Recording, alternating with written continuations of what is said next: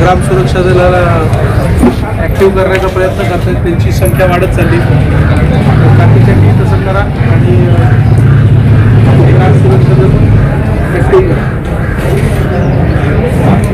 त्यानंतर आता 23 तारखेला शिवजयंती येते. आहे तुमच्या गावात साजरी केली जाते का शिवजयंती? 23ची ज्यांच्या गावात असेल तर तुम्ही त्यावेळी जर खूप मोठी मिरवणूक असेल तर त्याची माहिती पोलिसांना द्या आणि ती नेहमीप्रमाणे शांततेत पार पडेल याची दक्षता घ्या तुम्ही. आपला ही निवडणुकीची तयारी, लोकसभेची तयारी हा विधानसभेचा पाया आहे.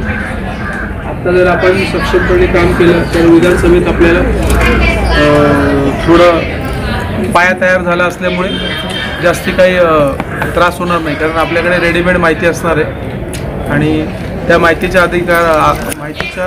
आधारे आपण विधानसभेच्या निवडणुकीदरम्यान अजून चांगल्या तऱ्हेने काम करू शकतो. तुम्ही आज या मागील निवडणुकीत परिणामकारक मदत केल्यामुळे या निवडणुका आत्तापर्यंत शांत पार पडलेल्या आहेत आणि यापुढे आपण असंच पोलीस आणि पोलीस पाटील आणि निवडणूक प्रशासन हे एकमेकाच्या मदतीने लोकसभा 2019 हे शांततेने पार पाडतील असा मला हा विश्वास आहे. की आता ह्या निवडणुकीच्या काळामध्ये दोन परस्पर विरोधी जे पक्ष असतात त्यांचे एकमेकांमध्ये भांडणं होतात किंवा भांडणं होण्याची दाट शक्यता असते. अशा वेळेला किंवा रात्रीच्या वेळेला अंधाराचा फायदा घेऊन काही ठिकाणी मतदारांना पैसे देऊन मत विकत घेण्याचा प्रयत्न होतो. तसंच जेव्हा काही मोठी होतात, आमचं गाव मोठं आहे, यामध्ये जर काही मोठ्या पक्षांच्या मोठ्या प्रमाणात सभा होतात, ह्या सभेची परवानगी ह्या तिन्ही आता तुम्हाला जे विषय सांगितले यात पोलीस पाटलाचा रोल काय असेल याची माहिती पाहिजे होती. निवडणूक प्रशासनाने याच्यासाठी एक खिडकी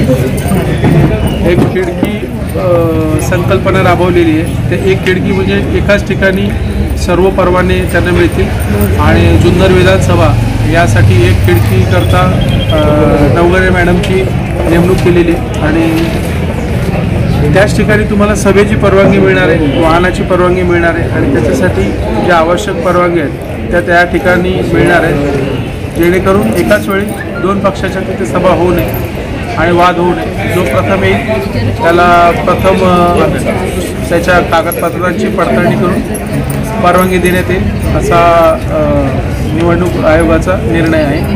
त्यामुळे दिवस, तारीख, वेळ, ठिकाण बघूनच प्रशासनाकडून परवानगी देण्यात येईल. त्यामुळे वादाचा काही तसा प्रकार घडणार नाही आणि याच्यासाठी गैरप्रकार होऊ नये याच्यासाठी निवडणूक आयोगामार्फत विविध पथकं नेमण्यात आली आणि तशी माहिती मिळाली तर ते तात्काळ त्याच्यावर कारवाई करून तसे प्रकार घडणार नाही याची दक्षता घेणार आहे. आदल्या दिवशी यात्रा आहे आमची आणि दुसऱ्या दिवशी इलेक्शन मतदान, तर मग काय करायचं? म्हणजे परवानगी देणार का मला? कशाला? ऑर्केस्ट्रा असते. नाही, तुम्ही ऑर्केस्ट्राचं 10पर्यंतच आहे. 11 नाही का? 10पर्यंत मिरवणूक आणि ऑर्केस्ट्रा. तुम्ही मिरवणूक लवकर सुरू करा.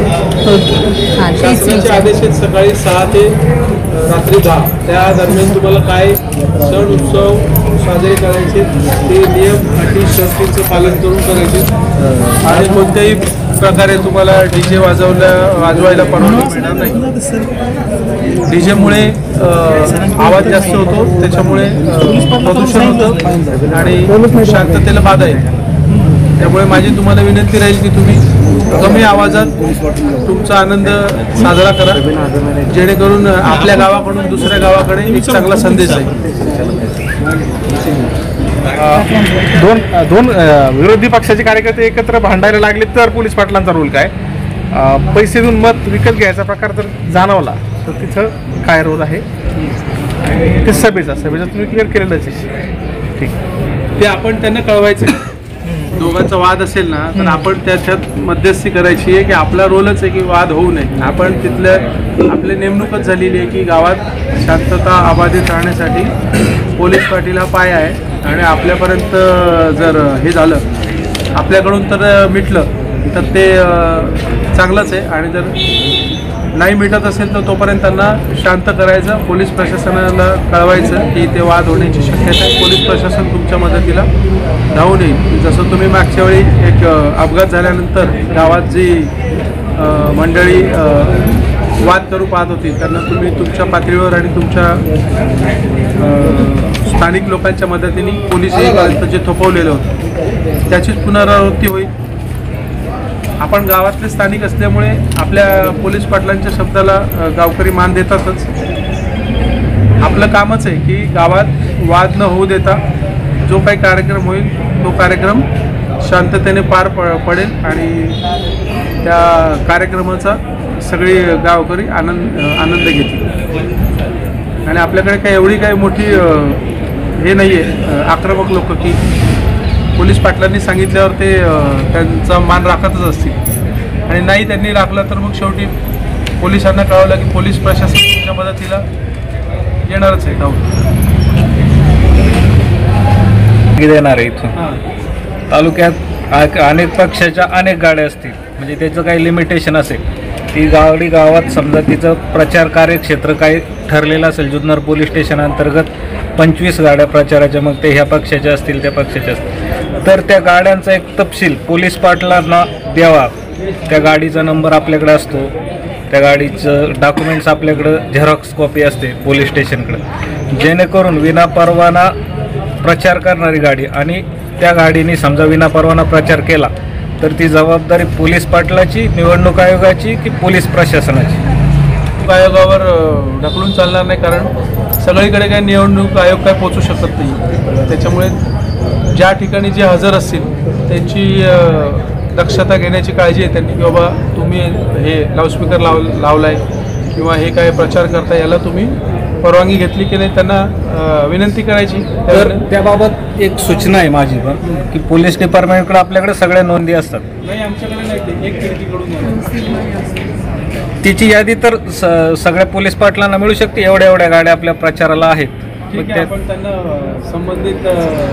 संबंधितांना विनंती करून पाहू आणि मग त्या विनंतीप्रमाणे जे त्यांचे आपल्याला संदेश येईल तो तुम्हाला मी कारण आपण त्यांच्याशी वाद घालण्यापेक्षा आपल्याकडे माहिती असली ह्या नंबरची गाडी प्रचाराला परवाना आहे विचारायचीच गरज नाही आपल्याला तिला. हो चालेल.